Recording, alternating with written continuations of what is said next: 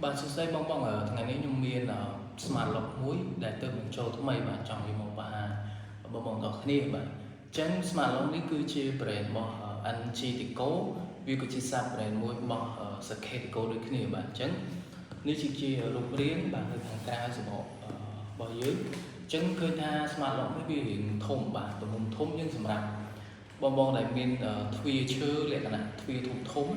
chân ai đặtเพจ smart lock នេះរៀងធំទៅមើលទៅវាមិនណាវាស្អាតវា premium ហ្មងបាទឃើញអញ្ចឹងខ្ញុំនឹង unboxing បង្ហាញតែក្នុងនោះយើងមាន accessory ឬក៏រូបរាងខាងក្រៅវាបែបណាតែយើងចាំមើលទាំងអស់គ្នា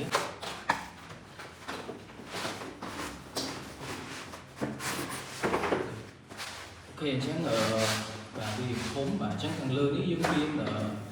ជាប្រភេទដុំសោវាខាងក្នុងដែលយើងត្រូវប្រកបចូលទៅក្នុងឈើនេះចាំខ្ញុំហែកបង្ហាញជូននេះវាមានកញ្ចក់ accessory តាក់ទងជាមួយនឹងជំនាញជាកាតបាទនេះយើងអាចយកធ្វើជា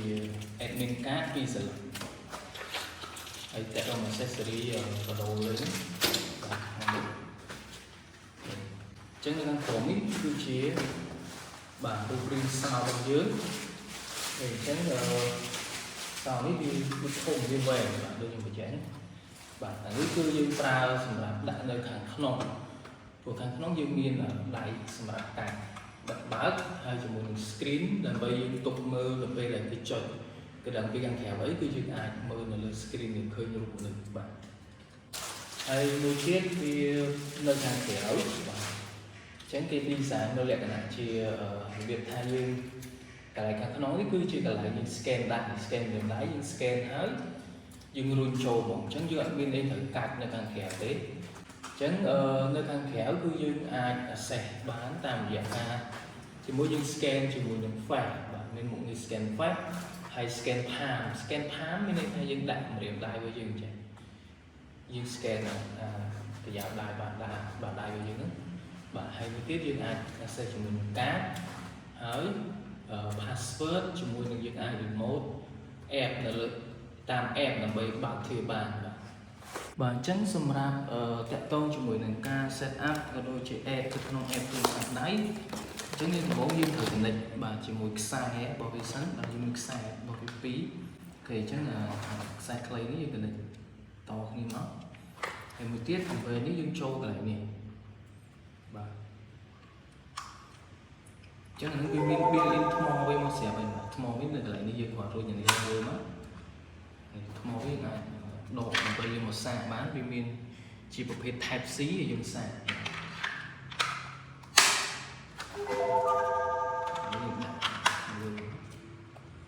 អូខេជំនាញដំបូងគឺយើងត្រូវ set admin សិនបាទដំបូងគឺយើងចូលផ្កាយធំជ្រុលបន្ទាប់មកយើង scan verify admin សិន Add normal user, please press 1. Add administrator, please press 2. Delete user, add face, អញ្ចឹងដើម្បីយើង add face យើងចុចលេខ1តែបើយើង add card fingerprint password ចុចលេខ3 Please add finger password or code to create, please press asterisk បន្ទាប់មកយើងចុច password របស់យើង The password is too simple. Please register again. អញ្ចឹង password អត់ strong វាឲ្យអញ្ចឹងយើងដាក់ឲ្យ strong Please enter again the same password for health key. password មួយសារទៀត The user register successful number អញ្ចឹង password យើង add បានហើយអញ្ចឹងបើយើងចង់ add card បន្តយើងយក card មក scan មកអញ្ចឹង user តម្លៃនេះយើង add card បន្តបាន The user register successful number 007 Please add finger password or code to create. Please press add face. Please add អូខេអញ្ចឹងយើង scan មកគឺយើងបើកបាន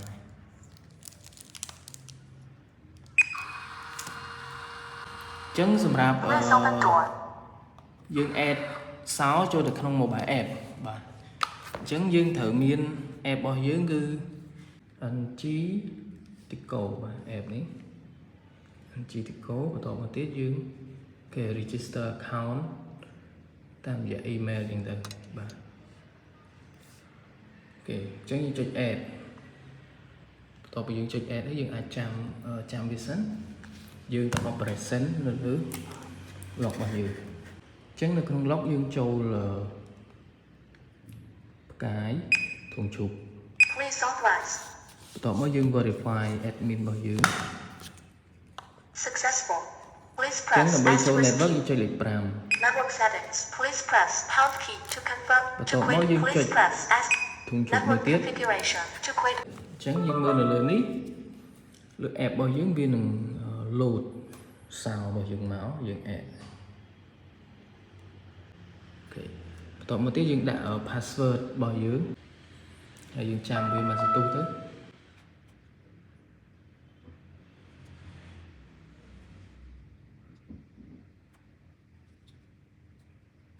Settings. Successful. Network settings. Okay. Please press pound key to confirm. you To check. quit, please press Nah. asterisk key. អូខេចឹងលើនេះយើង quick យើង click Add normal user. អូខេអញ្ចឹងនៅក្នុង app របស់យើងយើងធ្វើអីបានខ្លះអូខេទីមួយយើងអាចមើល log តាក់ទងជាមួយនឹងការ scan ឬការ